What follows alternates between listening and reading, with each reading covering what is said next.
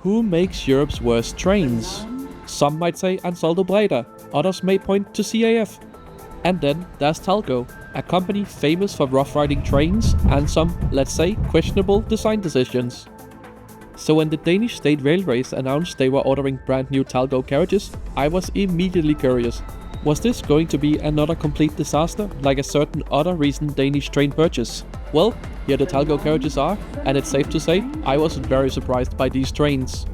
So join me in this video on an eventful 5-hour journey from Copenhagen to Hamburg, as I show you all the ups and downs of this controversial new train. My name is Simon, and behind me is Denmark's brand new international long-distance train carriages. Good morning from here, just outside of Copenhagen main station, here in the capital of my home country, Denmark. Today we'll be catching DSB's, the national operator here's new Eurocity wagons down to Hamburg. They are built by Talgo, which has a, let's say, a not so great reputation for building good trains. So I'm really looking forward to seeing what these trains are like today. It's quite cold out this morning, so let's sit inside the hopefully warm station building.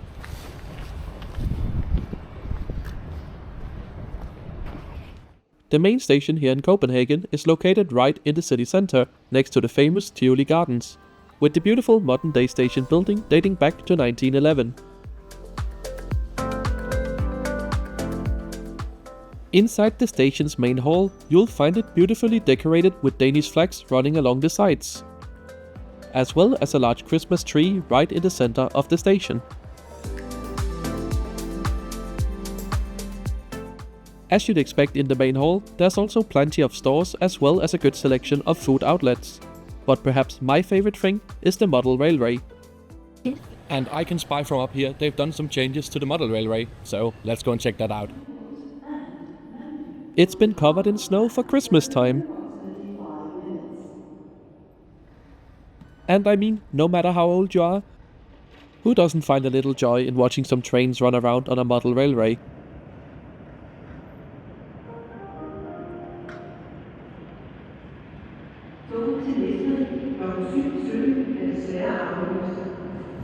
Despite having come through Copenhagen main station countless times, I don't think I've actually ever gone to the first class lounge. But today, I'm traveling on a first class interrail, which should give me access, so I think we should change that. The lounge is found at the western end of the station, just above the ticket office, and can be accessed with any first class ticket valid for travel with DSB that day. The lounge itself is fairly unremarkable, but it has a few nice seats to sit and relax in, and complimentary hot drinks are always appreciated on a cold morning.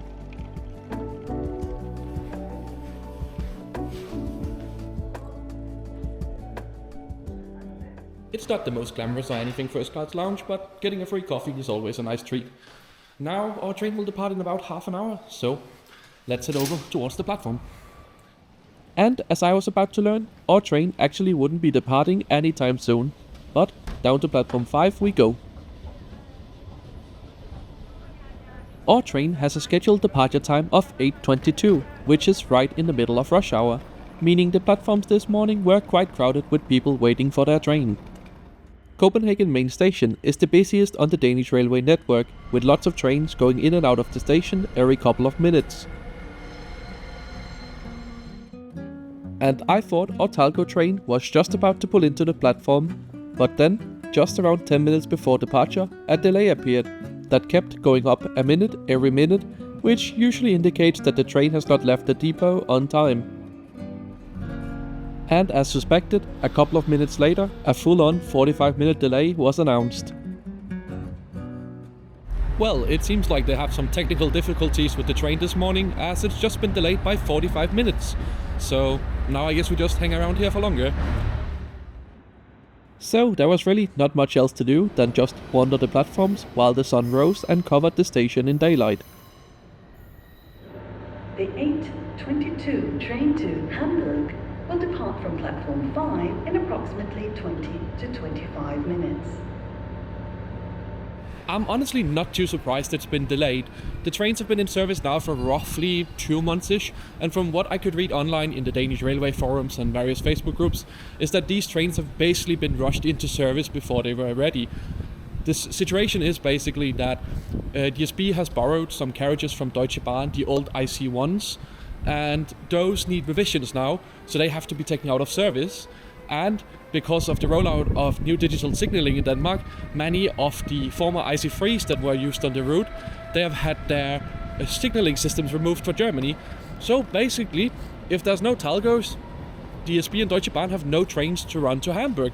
So either they had to rush the Talgos into service, or they had to do mass cancellations. And well, now, because our train is seemingly not working or has some sort of fault or maybe a staffing issue, well, it's delayed 45 minutes. So there's not much else to do other than just wait and wait, watch a few trains go by till we get the next update, and it's not good news. So the delay has just changed to 1 hour, so I'm guessing whatever issue they're having with the train in the depot still hasn't been fixed, and there's some technicians maybe from Talgo or whatever desperately trying to fix it. In the next, I would imagine, half an hour or so, I guess we'll learn if they can actually fix it or the train will be cancelled simply. There's not a train to Hamburg supposedly in 1 hour-ish. It would normally be the one that's scheduled about 2 hours later. It should run with a Talgo also, but if we're gonna cram 2 pretty full trains into one today, that's definitely gonna be an interesting experience all the way down to Hamburg. Luckily, in the end, our train did show up, running roughly 1 hour late. And I guess they're just staying true to Talgo's theme of delays, because these carriages were originally ordered back in 2020, with delivery first planned for 2023, and here we are towards the end of 2025, where they finally entered service. Hauling our train today is DSB's version of the popular Siemens Vectron locomotive, capable of 200 km per hour. The carriages themselves are actually designed for 230 km per hour, but to reach that we'll need a faster locomotive. Talgo trains use a unique design. Instead of a conventional 4-axle bogie under every carriage, Talgo uses shorter carriages with a single wheel set on each side.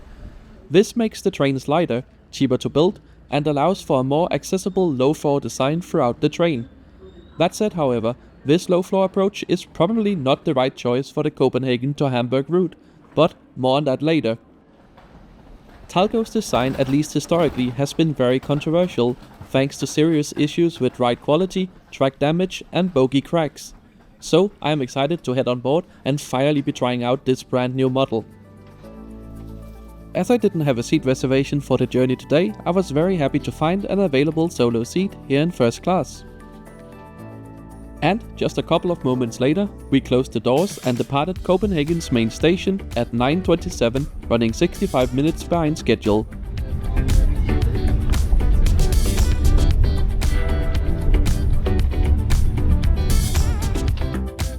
As we leave the main station in Copenhagen, we pass by one of the new driving trailers for these Talgo trains, which are planned to be fully operational by 2028. Strangely, these were not included in the original order, despite being available at the time.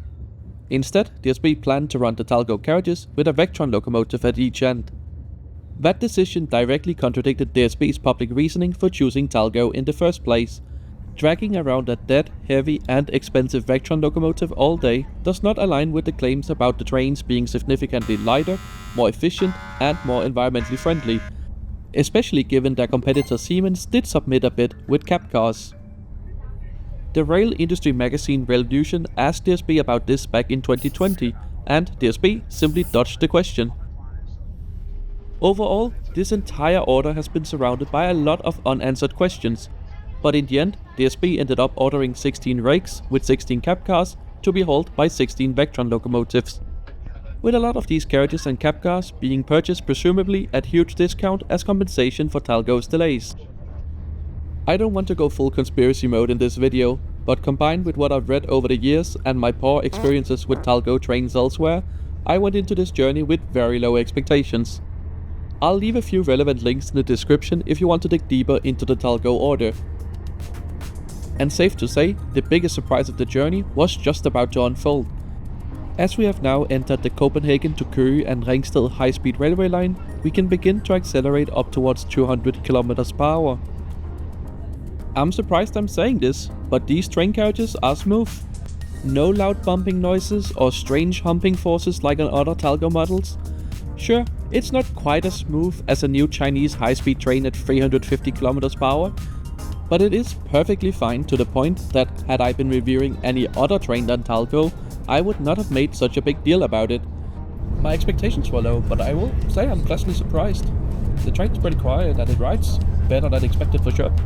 We'll see how it goes once we get off the high-speed line onto some more older tracks, but so far so good. Right, our train has now made it well out of Copenhagen, so it's about time we take a closer look at the route map for today's journey.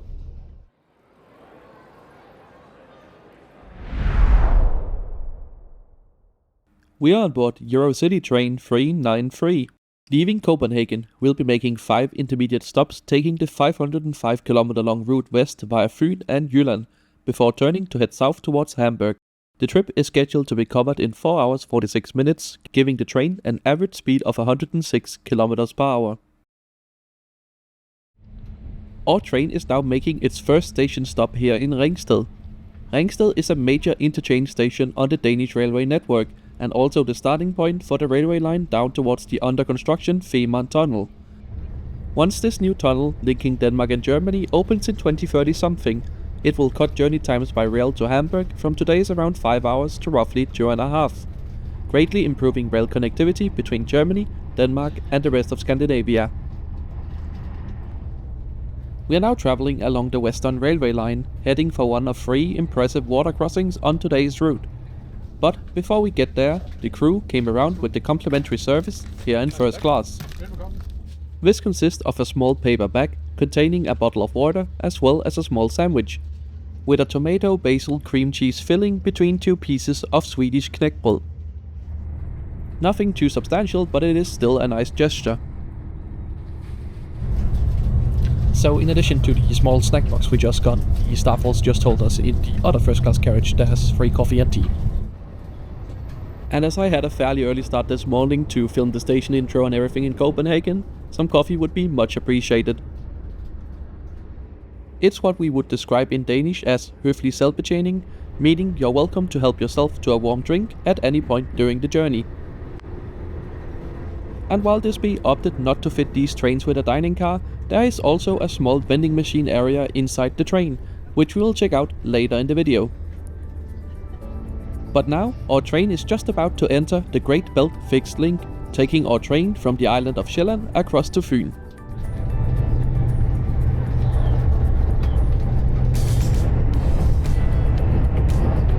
We are currently passing through the 8 km long Great Belt Railway Tunnel, taking us to the island Sprogø, which is in the middle of the roughly 70 km long total connection across the Great Belt. And I think if we head to the last carriage of the train, we might actually be able to peek out the back of the train.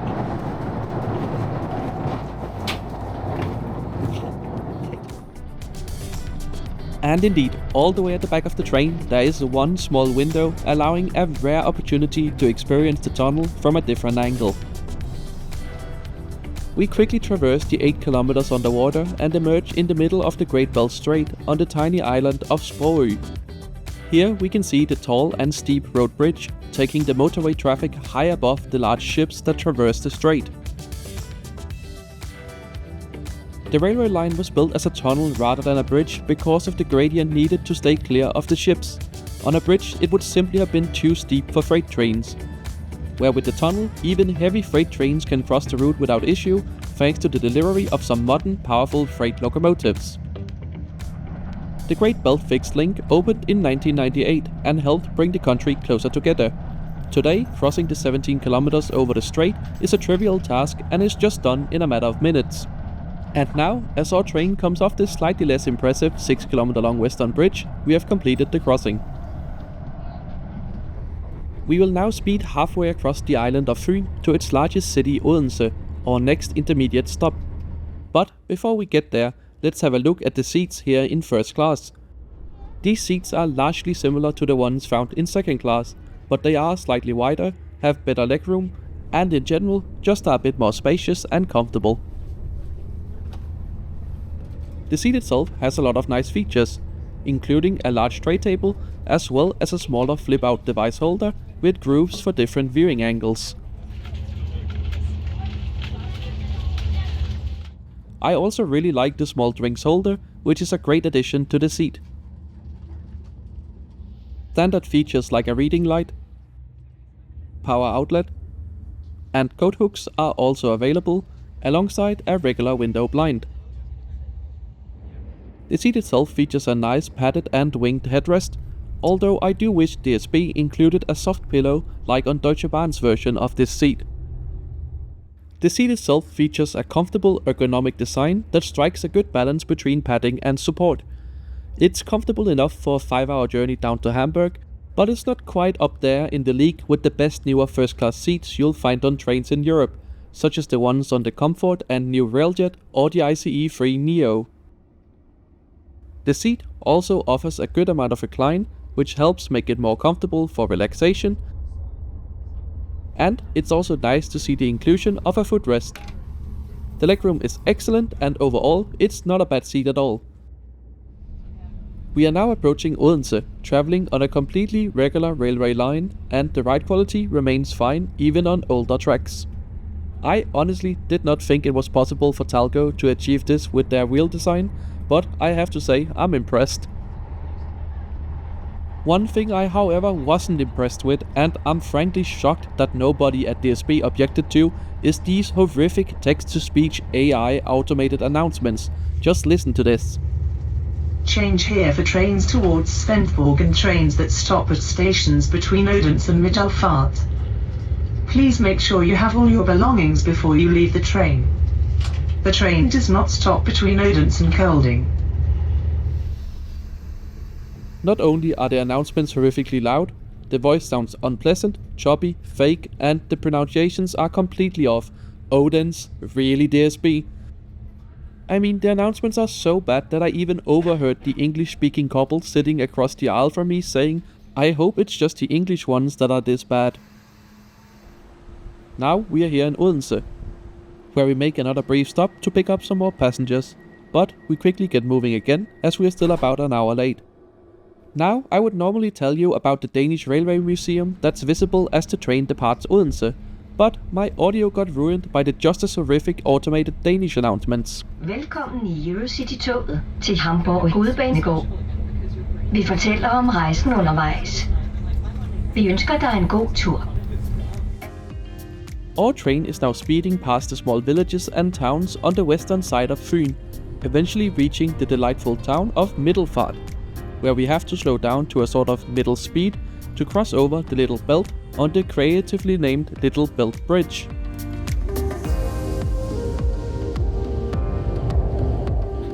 While the railway still uses the original bridge from 1935, a newer one has been built for road traffic in 1970, visible in the distance. This one is creatively named the New Little Belt Bridge. We're now travelling on the Jutland Peninsula, which is the part of Denmark that's connected to mainland Europe. We shortly afterwards make a stop in Kolding, a historic trading town and Denmark's 8th largest city.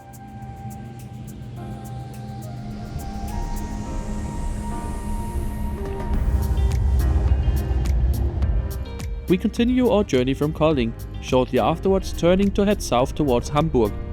And now, I think it's about time we take a look around the rest of the train's interior. At both ends of the train, you'll find a large flexible area with lots of space for bikes, baby trolleys, and whatever other bulky vehicles you might want to bring on a train. This is then followed up by a little bit of standard class seating before entering the first of the 2 first-class carriages. A great detail is the padded leaning spots by the doors. These are great for when the train is busy or when you are having a phone call in the vestibule to avoid disturbing other passengers. The train is also equipped with many clear and high-resolution passenger information displays, showing helpful information about the journey, layout of the train, and other relevant information, cycling between Danish, English, and German. First class comes in the standard 2+1 layout with a mix of airline and table-style seating. Luggage can easily be stored in the racks by the doors, as well as above every seat. Toilets are located throughout the train. Generally, there's a pair of toilets for every 2 carriages. The toilets are fairly basic, but feature some artwork from various locations around Denmark. I had a little bit of trouble activating the water sensor, but eventually we managed and the water was working fine. With everything fully working, the only thing I have to comment on is that I thought this green light was the flush button, but it is actually a sensor.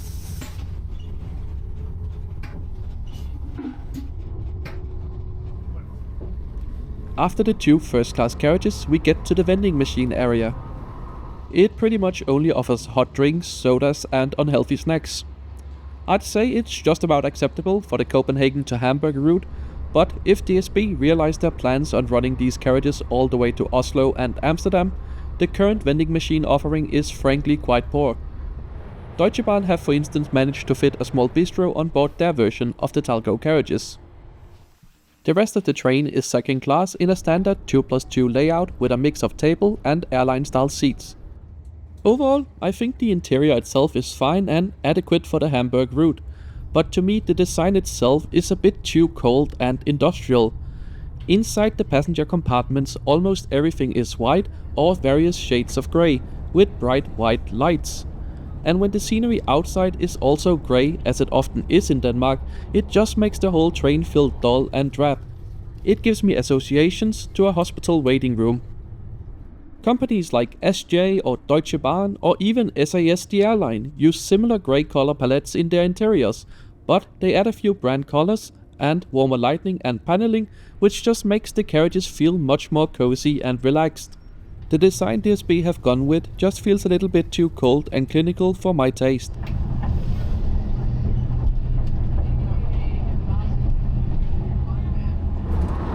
So, in just a few minutes we will arrive in Padborg, which is the last stop in Denmark and right across the border from Germany.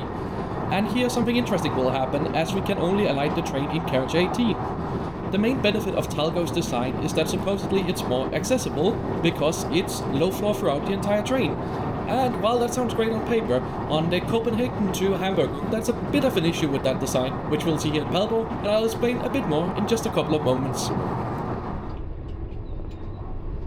Yeah, so in order to actually take advantage of the improved accessibility of a low floor train design, you also need the heights of the platforms to match with the height of the train floor. And I will just check my notes here. The only station where the DSB Talgo currently stops where the platform height actually matches is just at Hamburg Hauptbahnhof. Every single other station there is at least a gap big enough so that a wheelchair user will still need a ramp and passengers still have to lift their luggage into the train.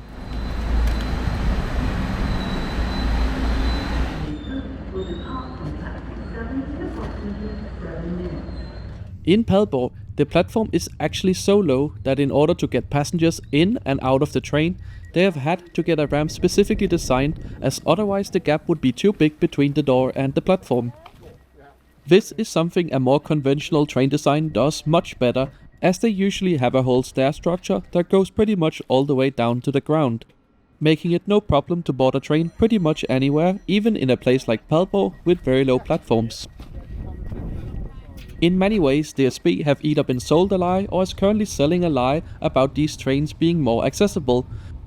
Because really, at every station except Hamburg Hauptbahnhof, it is still the same old story of having to climb, albeit a slightly smaller step, to get into the train. And just a few moments later, after departing from Padborg, we cross the border into Germany uneventfully just south of the station.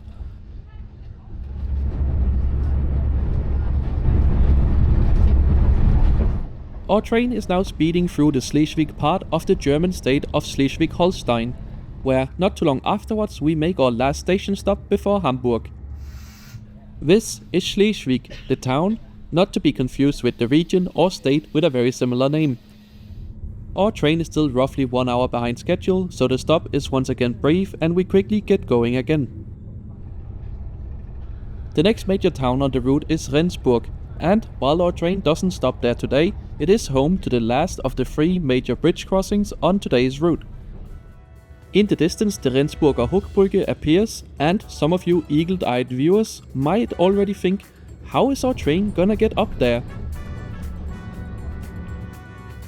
Well, it does one big loop on itself, slowly gaining a little bit of height as the train goes around in an almost complete circle, eventually reaching the beginning of the bridge and crossing over the tracks we were driving on just a minute or 2 ago.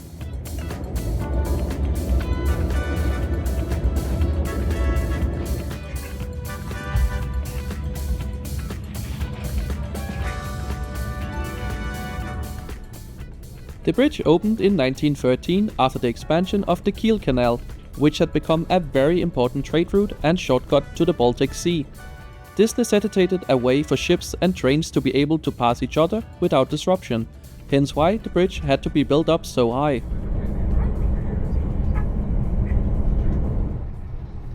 Back on the ground, our train is now hastily approaching Hamburg, our final destination.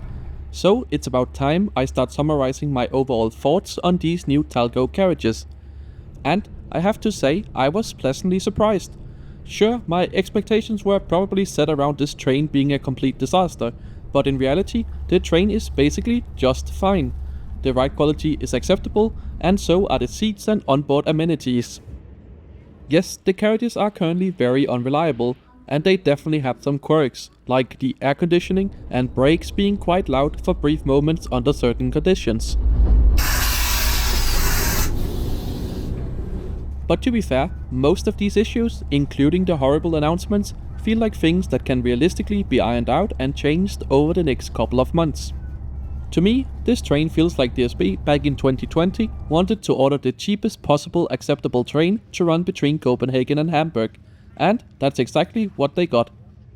But it's just such a shame that DSB now in 2025 seems to have had a bit of change of heart and actually wants to run trains all the way to Amsterdam and Oslo.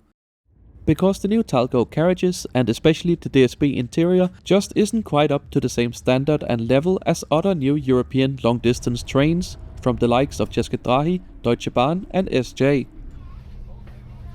In the end, our train arrives into Hamburg main station still running about 1 hour late, after what has been a surprisingly comfortable and smooth journey on board these controversial new Talgo carriages. Thank you so much for joining me in this video. If you want to see more videos like this, make sure you're subscribed to the channel, as I try to post a new video every Sunday. If you want to help me create even more and better videos, consider joining the membership program and also get access to exclusive trouble updates and early access to videos. Thanks for watching.